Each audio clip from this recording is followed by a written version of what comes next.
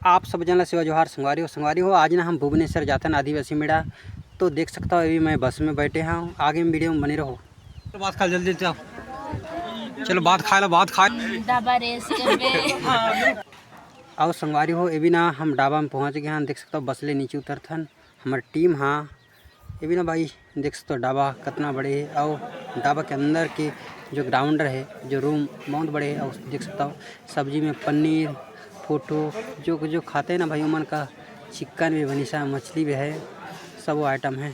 यह ना दो टीम है भाई, एक तो माटी मादरी धनोरा वाला है और दूसरा टीम है गुट्टा मादर सुबह पारा। ये हमारे दोनों टीम के मिलके जो हम आज बस में सफ़र करते हैं काबर किए जो खाना खाते हैं भाई। अभी रात के 10:30 बजे है और ना रात की गाड़ी कहाँ रुकने वाला नहीं, सीधा भुवनेश्वर ही रुकी। कल सुबह 7 साढ़े 7 बजे पहुँच जाबो।